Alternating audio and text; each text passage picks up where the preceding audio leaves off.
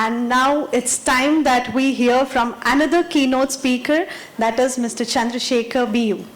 So just a few words about Mr. Chandrashekar, and it is definitely an honor to introduce him today. So he is the principal R&D engineer from Synopsys, who is from Nama, Bengaluru, and he's completed his Bachelor of Engineering in Electronics from RV College and obtained his Masters of Engineering from EC Department of Indian Institute of Science in 1993. Mr. Chandrashekar started his career in the year 1993 as Center for Development of Telematics in a team that developed the large indigenous telephone exchange in India. He was invited by ICTP Triset, Italy in 1997 to impart telecom R&D development skills to researchers from developing countries. He represented India in 1998 as a telecom delegate to Canada to discuss mutually beneficial technologies for the two countries. Since 2000, Mr. Chandrashekar is working in various roles at Synopsys. He worked in telecom and wireless domain before he transitioned as a front-end IP design professional. He's currently working as an architect in USB R&D team. So it is highly likely that your cell phone contains the USB design from this team. And definitely he has published several technical papers in international journals and holds 2 US patents. I think we should give him a big round of applause for this.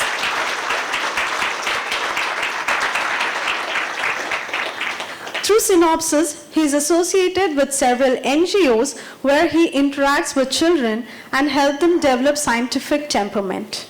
And the most interesting thing about him is he is an avid reader and appreciates all genres of books. He's a movie buff too. Yes. And he loves listening to Indian music of yesteryears. So ladies and gentlemen, with a huge round of applause, let's have Mr. Chandrashekar on the stage and to share his words with us today. All right. Yeah, sorry. So let's go ahead. So, right. So my agenda would be three different things. Okay, one is I'll start with the historical development of VLSI and go into the factors that help the VLSI industry to see its present state. Then I'll get into the current economics of semiconductor industry. Some part is already being covered by Vijay, so I'll go a little quick on that one. And then the third one would be on the future of VLSI technology. So this is going to be important for you mainly because you will not see this in the next 5 years, but then you can prepare for it right now, okay? So as a person who's working in ED and IP, I have a little bit more on the things that are just on the cutting edge. That's what I'm going to share with you. So if you look at the evolution of VLSI technologies right from 1950s, it's a lot of things that really got this to where we are today, okay? In the 1950s, we had these transistors. 70s, 60s, we went into ICs. 70s, the microprocessors. 80s, the DSP and EDA. And 1990s, the HDLs, FPGA. Then you go to SOCs, IP, advances in physics. So various things that are there. Yeah, sure. Okay. So there are, this thing is to move this a little bit. Okay. Can everyone see? Yeah. If you look at this, there are various things that have happened, okay? So the transistors may be the real starting point, okay? But then as the scale reduces, you need to come up with a lot of other things that actually really becomes an overall ecosystem, right? So all these things came up, okay? The transistor is there, then each one of them, if you see, right? The transistor comes with a shrinking size. The integrated circuits comes with a packaging technology that is involved. And in the microprocessor, the processor and the SoC architecture, that's another different domain straight away. DSP means the whole thing became digital. The world itself became digital. EDA gave us the automation through the flows and tools. HDL gave us the abstraction. FPGA gave us the customization. And IP gave us reuse, leading to huge SoCs. Of course, this physics keeps on increasing complexity. There is nanoelectronics, optics, a lot of things that are involved, and I'll come to that as I go ahead, okay? All right, so if you see before the transistors and after, of course, I have worked with this one at least, okay? So when I was in my 12th, okay, why I joined my engineering was I wanted to repair TVs and the radios. They used to have that, okay? So the basic thing that was there before the transistor was only tubes that were there to act as a transistor, okay? So that changed once you had the transistor, and then the size started shrinking, and that transistor went into different technologies, and then if you see just what Intel was doing, you can see that the transistors increased in size from 2,300 to in 1971 all the way to something like about tens of billion gates. So we're talking about such an increase in order, okay, where you think about just 2,300 and tens of billions, okay, the scale that we have gone is so high, and that scale is a problem for us now, okay. That's why I'm bringing in this.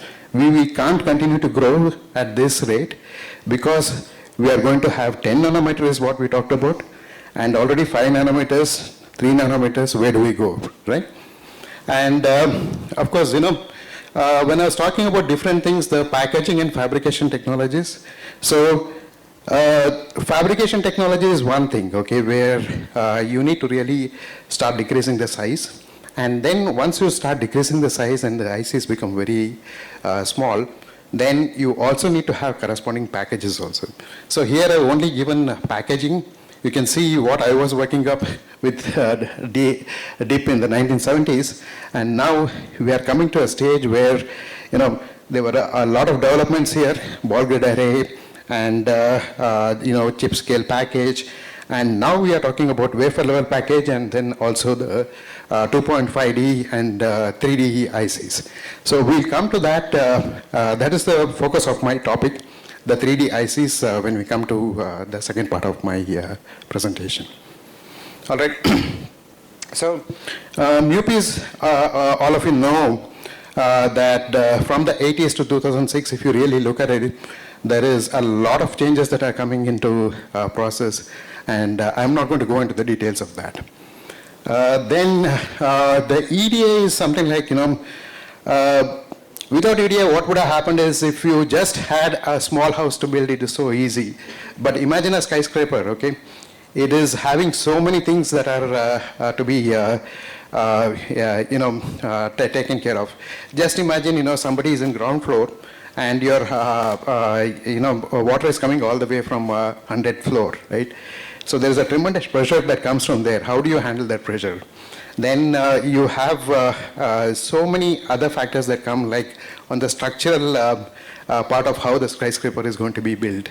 So it is very similar, okay? How do you build a small house, and then how do you build a skyscraper, okay? In order to build that large building, you need a lot of tools, and you need to automate all those tools, right? So that's what really EDA is doing. And if you really get into the tools, I'll come to this, you'll just have something called as the front-end tools and the back-end tools, and then you have worked with all of them. I'm not going to do the details of that, but later I'll visit and then talk to you about the advances in that, okay? And second thing is HDL, right? So the HDLs were introduced sometimes around the 70s, 80s and 90s. And during that time, the schematic diagrams that were drawn were changed to what you are doing right now, which is all about, just like programming, right? When we started in 1990s, it used to be schematics, and the schematics used to be on AND gates. And the way we used to optimize is all using Karnaugh maps. So in the career that I have gone through, right, in 30 years, we have come from Karnaugh map, and then we leave everything to the synthesis to take care. Imagine, that's what you're doing right now. You're doing synthesis right now based on HDLs. What will it be 30 years down the line? We don't know. Okay? And that's what we really want to get prepared for. Okay? So if I had really thought that I'll be only doing schematics, I won't do anything else, right? I wouldn't be here. Right? So that is the pace at which our technologies kind of keeps on going, right? And then you come to HDLs, then you talk about system Verilog. And system Verilog brings in its own complexity. You need to learn, oops, oh my God, I don't want to do software, okay? I wanted to be a hardware engineer. I wanted to do only hardware. Now you're doing only software. Now you're doing only object-oriented programming, right? That's adaptability for you, right? And then if you don't do all these things and then you only think about, okay, I have my skill set. Maven has taught me everything, right? And then you come here and then, start restricting yourself. Then you are not going to really progress. So the key is, again, learning as they come to you, right? And Vijay already talked about how do you really do that, okay? So you need to be aware of your surroundings. You need to know what's happening around, and then only you'll come to know about it. So in the later part of this, I'll try to cover that as well, okay? FPGAs, see, one thing is when you are in any domain, right, you should also know the different things that are available for you. For example, FPGA is something that is always there. You may not be an FPGA designer, but you should know really how to use an FPGA to validate that. Earlier, it used to be like, FPGAs are only used when you are a person who cannot afford to go for ASICs or SoCs, okay? So that has changed now, and now we use it only for doing prototyping, and now currently they're also used for doing large-scale validation as well, okay, in what we call as emulators. So as the time progresses, FPGAs are there. How to make use of that? That also changes, and then you need to really reskill to see how the technology is there, and then how can we really use that for some other purpose. All right. Then IP. Okay, this is what I work on, IP. So if you look at IPs, it's something really amazing. Okay, anything you take. I mean, mobile is one I already spoke about, right? 90% of what you have inside the mobile are all IPs. Otherwise, mobile couldn't have really been so successful in such a small period of time. There was a standard-based standard committee which is called as MIPI, and that is the one which mandated a lot of these interfaces within the mobiles. So based on that, you had IPs which are made for camera, which are made for your display, and name it, okay? Name whatever interface that you look at in your mobile, there'll be a corresponding, IP inside. Of course, I already boasted that our USB is always there with it. So 90% of the mobiles use Synopsys IP. Imagine if all these manufacturers have to do it on their own, and they have to do it for multiple IPs, and how much cost it's going to take, right? So that's simply not possible, and that's how the IPs have come in. And that's what the reuse part is all about, okay? And being in this big industry, right, we cannot do everything, okay? We can only take things that are already done and then build on that. We're not going to reinvent the wheel all over. So this is one good example of that. Okay, later on, at the end we can do that. Yeah, yeah, all right, okay. So when it comes to the advances in physics, I've written a lot of things here, okay. But really, if you look at what I'm trying to say here is very, very simple, okay. That this is something which has changed so much that it is no longer something which is sustainable, okay. So the way we have gone here, ultimately what we thought is we can have the scaling that is possible And then the scaling can go on and on and on. One thing is, with respect to the technology itself, beyond 1 nanometer, we go into the atomic level, right? So you can't do anything more. So we need to do something different there. Then the second thing is, if you look at a wafer itself, okay, we thought that maybe these wafers itself, we can make it big. But then, this 300 wafers that we have, we are not able to move from there for a very, very long time, okay? So this 300 has stayed almost from 2001. If you move to 450 okay, on one iteration of taking the fabrication process, we can do 1.5 times the number of chips. So in the last 20 years, we have failed, which means that it's very, very difficult to really go to that level, okay? And it's not the expertise level that is a problem, it is the problem of optics itself. And then just to give you a perspective of what kind of experts are working there, right? I was just told about this book that I have written here, and should we introduce that, okay?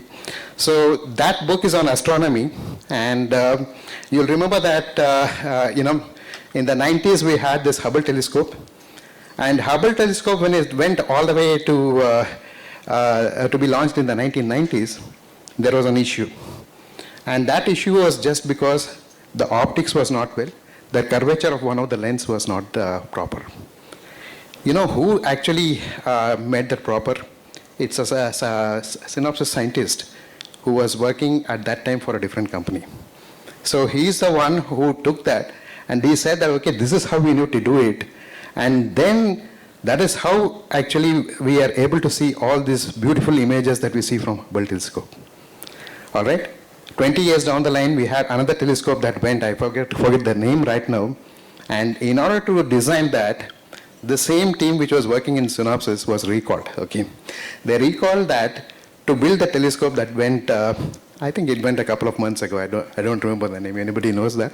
So that is the level of expertise we have in this industry, where even the astronomers want us, even NASA wants us, okay?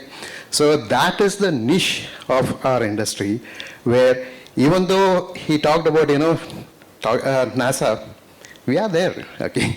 So we are there, all right? And then nobody can work without this VLSI industry. So that's the beauty of VLSI industry. It touches every field that we talk about, okay? All right, so this is the first summary that I wanted to have here, that many technological developments have enabled the VLSI industry, and there is a shrinking transistor size and well-developed fabrication technology.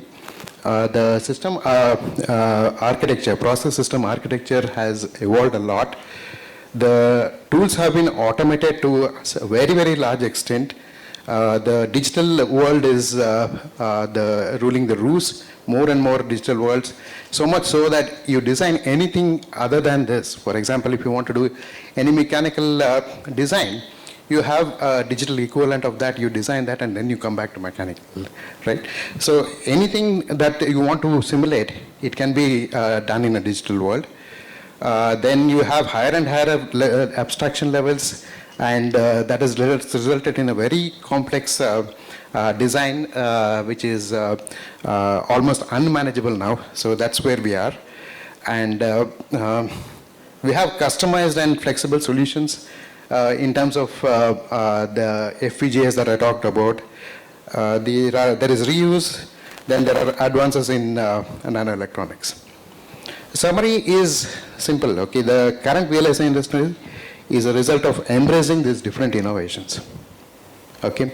So it's not just one thing that has enabled the industry, it is all the things that have happened in the past 50 years, all right?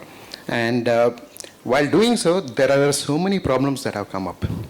And we are used to solving these problems. We are not concerned about it, okay? We are going to do it. So that is the kind of confidence this industry has. And if you're working in this industry, you need to get that confidence in yourself, okay? I can do this. And don't worry, okay, you can all do that, all right? You can all do that because you just need to look around. You just need to take your first step, that's it. Okay? You're not going to really scale great heights unless you're going step by step. You can go to the top, but then make sure that you're going only step by step. Take your pace. Enjoy life as well, okay? You don't have to really be working 7 days in a week. Enjoy them, okay? All right. So we will thrive, and that is the high optimism that is there in the VLSI industry. And with this, I will go to the second portion. Most of them is already covered, as I said, okay? But I'm giving one example where what happened when the motor industry, in the motor industry because of COVID, right? We had a shortage of chip, and then we had Mercedes, which was not, able to announce its next version because a 50-cent chip was not available, okay? So that's the level, okay? So because of the chip shortage, a 50-cent chip was not available, and then the whole, model, they had to wait for that chip to come back. So that's how critical our industry is, okay? Yeah, I'll skip this one. And one thing is, we are talking about this semiconductors only, right? I'm saying that, see, one of the things where he talked about is only 16% of the people work in India, right? It is basically also because it's a small sector right now, okay? 14 billion, it may go to something like 20 billion or whatever it is, okay? If you look at the complete semiconductors, it's something like 600 billion, right? So out of 600 billion, we are very, very small, ED and IP. And that's why you don't see many people working on that. Whole Synopsys is around 20,000. Let's say our competition is around 20,000. Only 40,000 people would be there in that, ED and IP. But then the amount of business that it runs, that's really big, okay? So that's how the, value chain is. ED and IP is there, everyone wants it. Then embedded software is another, accelerator. Foundry is also there, which is a big accelerator. And semiconductors is the business that we are talking about. But finally, all of them should come to the electronic systems, okay? And that electronic system is a much more bigger market, which is almost thrice, and they drive the industries, okay? So this is the crux of our global value chain. Okay, so if you look at total GDP, okay, the total GDP is about almost one, we are talking about 1 trillion here. It is almost 100 trillion actually. So then if you look at that, you'll still think that, hey, this is only a very, very small portion, right? That's what the electronic goods is. But then if you look at the total GDP, the impact of semiconductors is much, much more, okay? We don't really know that number. It's very difficult. Maybe 20%, maybe 30%, we don't know. But then the total GDP, how much we are contributing that, right? That's not easy to really quantify and tell. Okay? So these are some of the numbers here.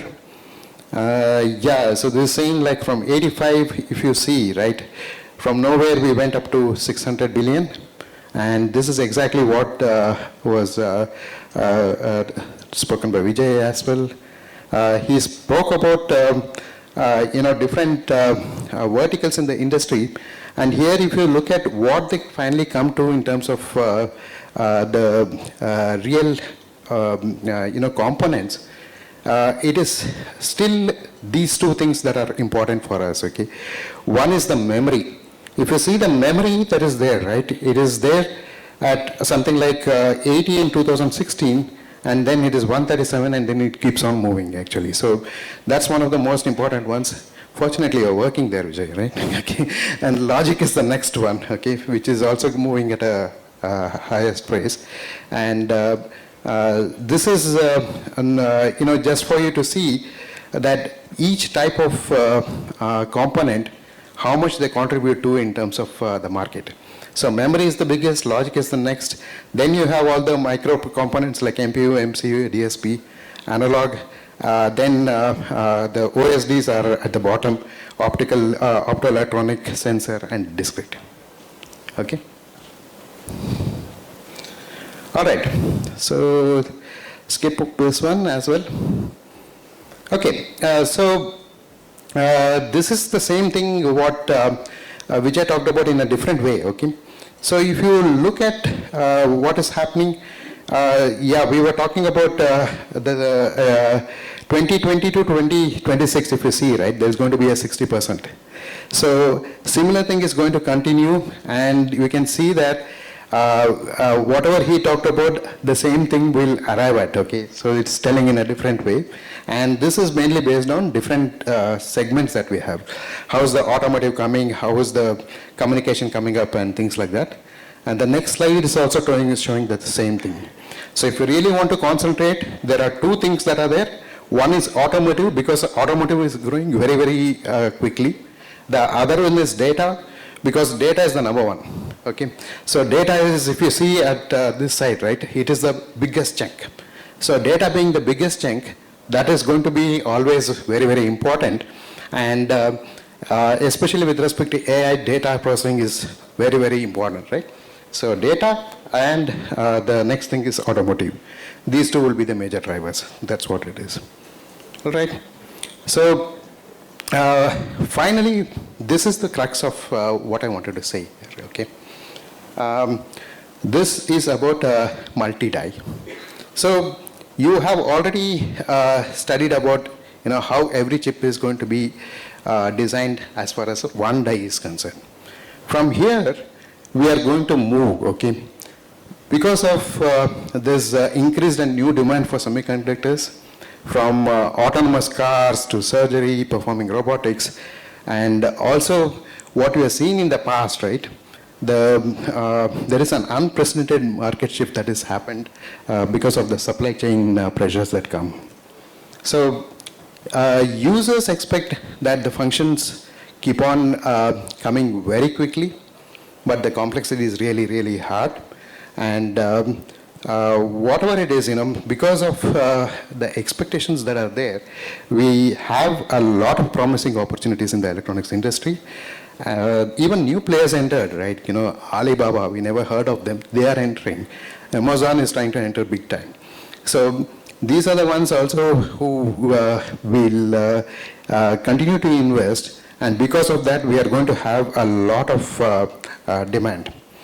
So for this demand, this traditional, what we call as monolithic, one chip having only one die, that's not going to work. All right. So there are various factors, okay, because you have the physics part of it, which is a problem, and then the second thing is the applications that are there, they are not going to wait for us to have all these problems that we have in physics. We need to do something very, very drastically different. And the Moore's law, they are having its limit. Because of that, we'll have to really do something else.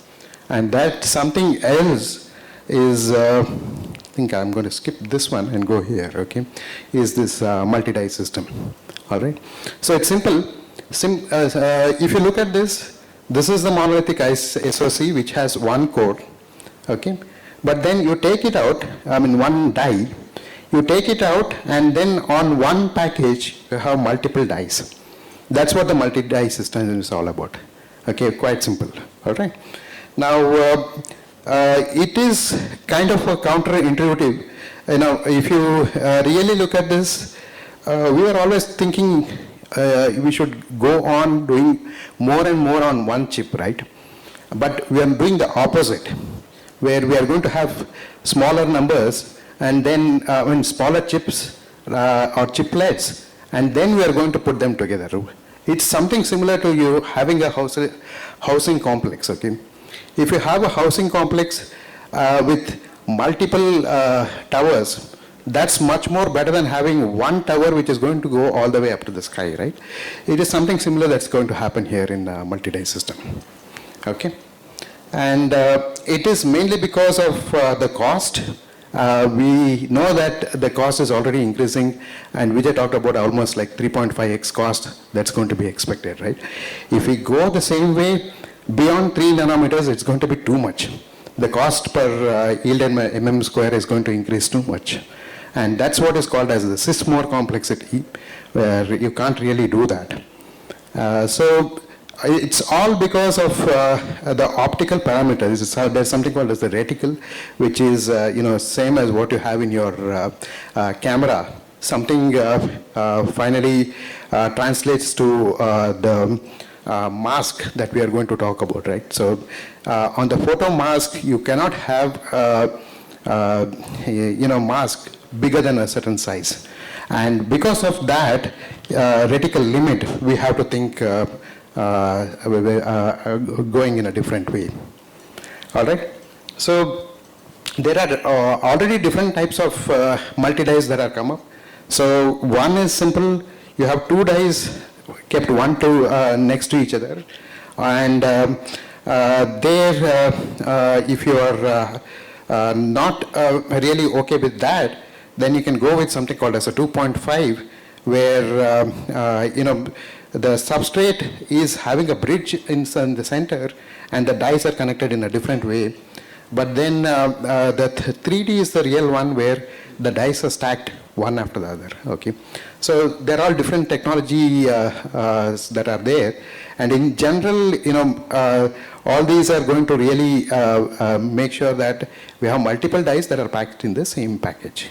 Okay, and to enable that, we should also have industry standards. Okay, so if you look at what is there inside these chips, right?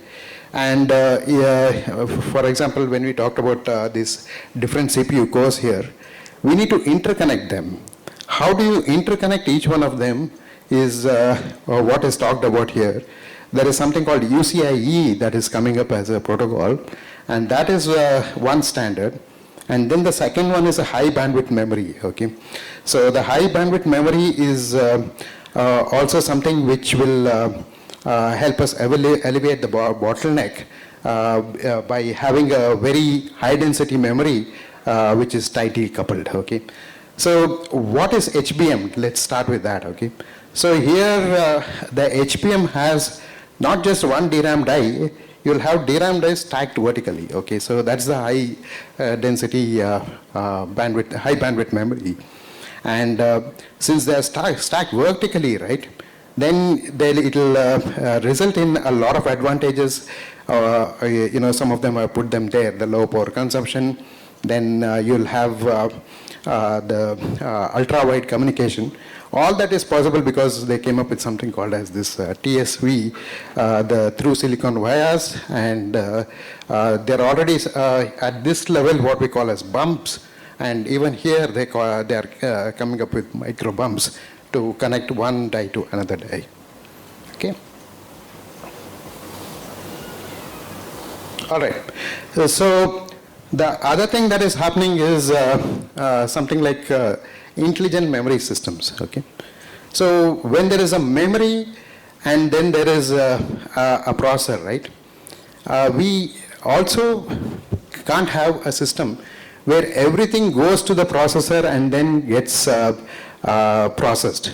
So this is one more thing that is happening, where there is a high, there's an intelligent memory system which has at one point of time, there is a high density, high bandwidth memory that is going to be there, and also there is going to be something which is having a processor inside that. Okay, so I'll show that. I don't know whether I have a slide for that. Yeah, I don't have a slide for that. Okay, so basically what happens is it has a CPU inbuilt. That's what really happens. So this is a new trend that is going, like, you have a memory and then you have a CPU itself along with the memory. And what does that do? If you want to really have all these compute networks, you are talking about neural computing networks, right? So if they really want to have distributed processing, you need to have some kind of architecture like this. So this is what is coming as function in memory. Okay, so that's another thing that's going to come up in future. Already we have Samsung, which is brought up with this kind of a memory, and we'll see more of this in future. Okay. Yep. Other things that are really challenging, if you see, are quantum computing, analog computing, and optical computing. Okay. So this, I'm sure you'll see 10 years down the line. Okay, so just keep an eye on this. Nothing really has happened so far. And then if you're really interested in this, you have to first understand what is quantum mechanics. Okay, then you'll also understand, like, I have two electrons, and I mean, not really electrons, okay. There are two qubits, and then you take one of them and you somehow make each other what they call as entangled, Somehow they interact with each other, okay. And then you send one of them in one direction, it goes towards Venus, other goes towards Mars, okay. They are far away now. Let's say they're already like, half a light year away from each other. You do a spin here, the other one spookily has the opposite spin on the other side, okay. It's really very, very interesting. So get into quantum computing and just understand what it does, at least to the extent of how quantum computing works, okay. That will really be interesting, okay. And when time comes, that's when you'll start encashing them, okay. So this is true with respect to these things as well. We're talking completely digital. At some point of time, we'll come back to analog computing, okay. That's another thing that's going to happen. So don't think that, you'll always be doing computing in digital. At some point of time, you may come back to analog. Similar thing with optical. Optical is still at its nascent stage, but then we had one deal with a company called LightSense, okay, LightSense. They are having all these things, analog, optical, and digital computing in one platform, and then they are doing a system based on all the three. And they tied up with Synopsys last year. So it's already in the docs. By the time they come out, maybe it's going to take 3-4 years. We don't know. Okay. So I talked about computing and memory, and this is the second one where, similar to what we have as a protocol layer and a file layer, which is there at our higher levels, in our devices, in mobiles or CPUs or anywhere else, right?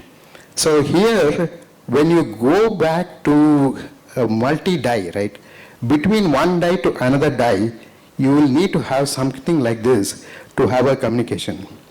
So we never thought that IP will go into a place where it will be at the bottommost layer, right? So in the multi-die platform, from die to die connectivity point of view, we are going to have something like this protocol. So this is, how things change so quickly, where everything used to be at one level, and now we are going at another level. Okay. So this is again something which is already there, and it's not even coming in future. Okay, this is already present.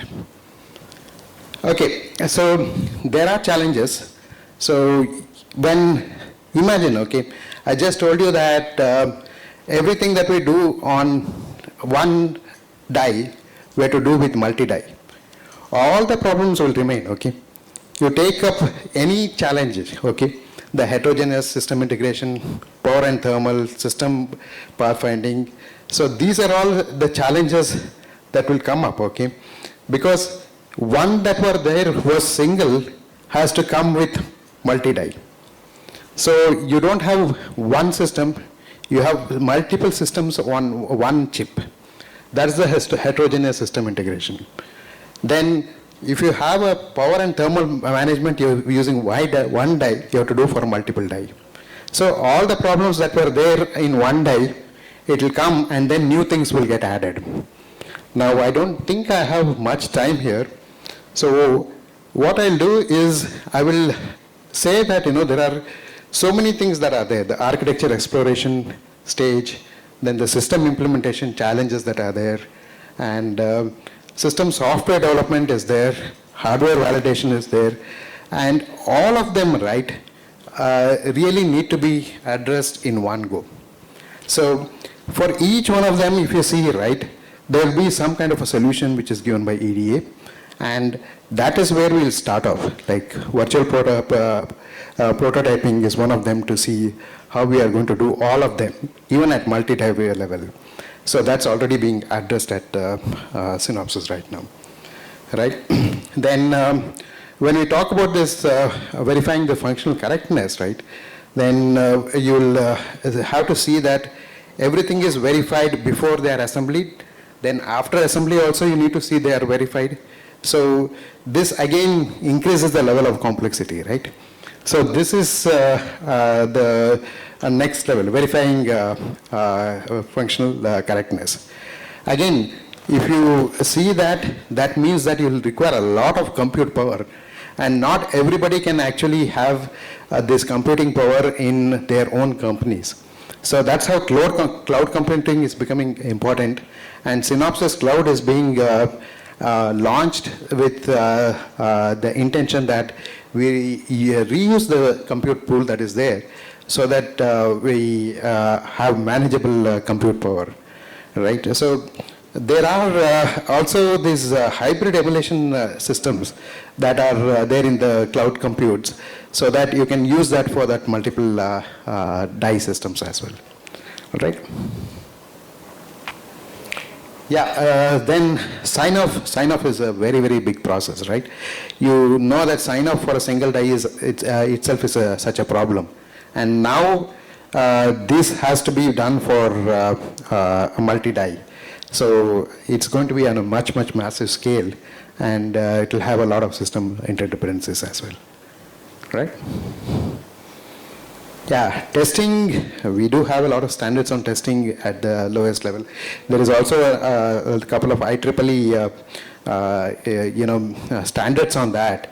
Now, the same thing, if you look at it, it will again be very, very exhaustive, and then you have to really see how we are going to do it and pinpoint the known good dies based on that, okay? Last one is the SLM, okay? This is the Silicon Life Cycle Management.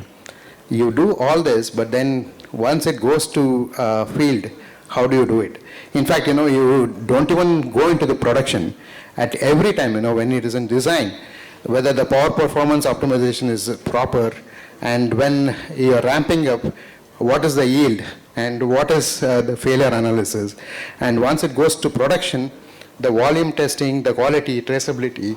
So this one becomes much, much more complex when it goes to the multi-die system.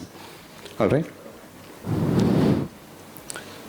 All right, so this says, like, if you want to really do this, you need to have a complete solution.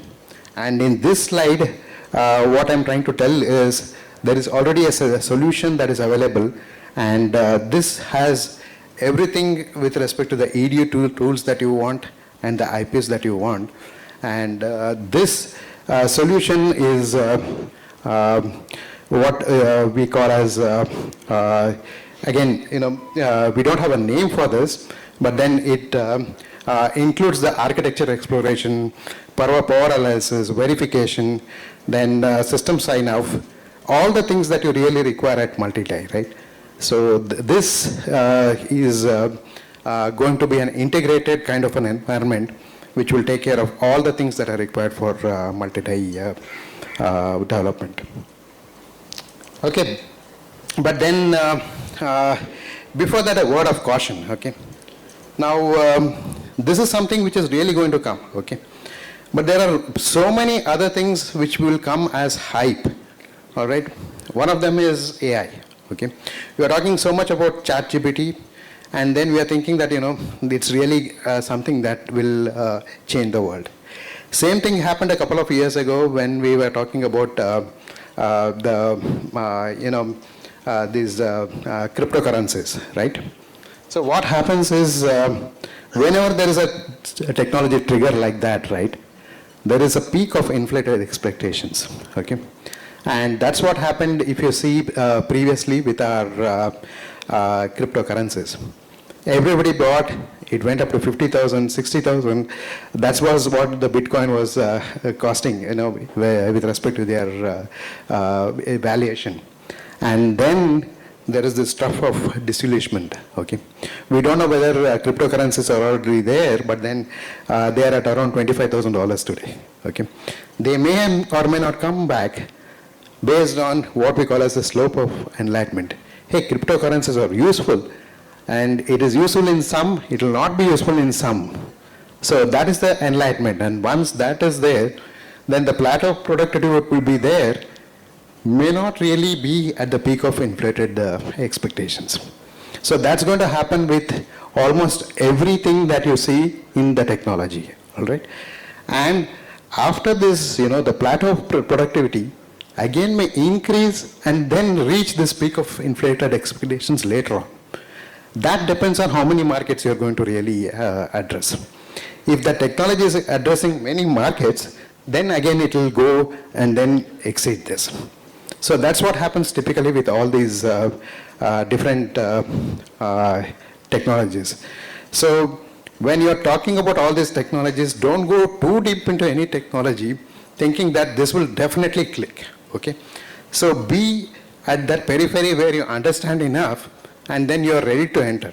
Don't get too deep, okay?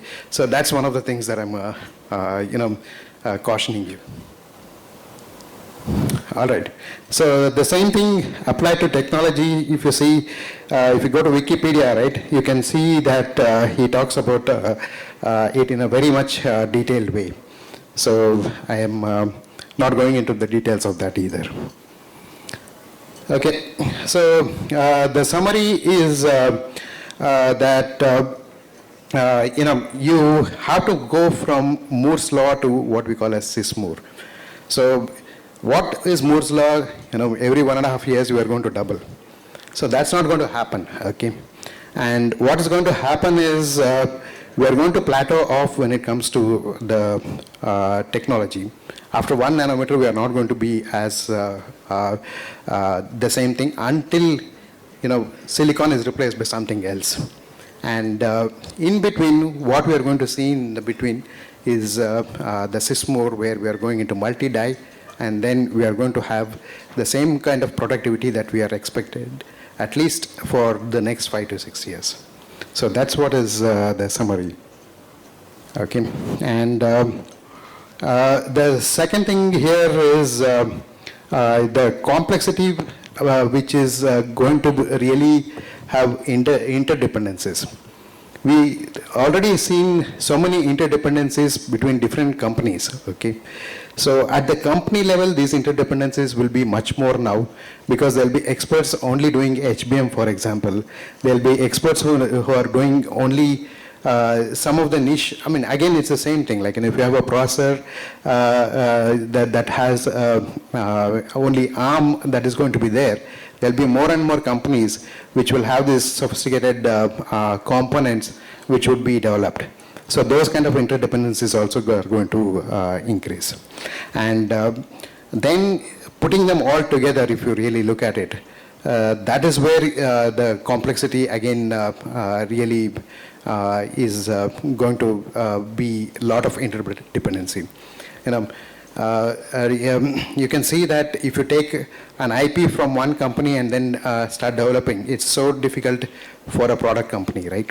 Imagine so many different new things that are going to come from not traditional IP companies, maybe from non-traditional IP companies as well. And then those also, if you want to integrate, it's going to be much more headache for the product companies. Okay. Yeah, so this is all about what Synopsys is doing. Basically, we understand what is the issue, right? And then what we're trying to provide is a comprehensive solution so that heterogeneous integration, where multiple dies with different technologies, they are going to come together, right? And this provides a path for giving a more efficient delivery for those innovative products that are going to come in the future. By reusing these dies and the solution that is provided, we can reduce the risk and accelerate the time to market and rapidly create new products. Okay, so let's join hands together in embracing this future of chip design and discover the possibilities of multi-die systems. So that's what I want to say. There are a lot of things that are going to happen which may or may not be as per expectations, but then definitely this is the way that we are going to do in the next 4 or 5 years. Right? Yeah, so this is the last slide. So there is an explosion of VLSI in various fields: communication, computer, AI, and control applications. We have shift left, what we call, doubling of complex designs, performance, and then faster and faster in less areas, lower and lower power. They pose various challenges in EDA, IP, SoC design, and final products. The VLSI industry is used to solving these problems, and there is a high optimism that we will thrive in future. Right? Okay. So there are a lot of references as well, and most of them have been taken from the Synopsys website itself. So you can go to Synopsys website and then look at this one particularly, 3D IC. You will also get the same presentation that I have in a PDF. So I would encourage you to go through that so that you'll understand that in much more detail. Right? Yeah. Thanks. Okay.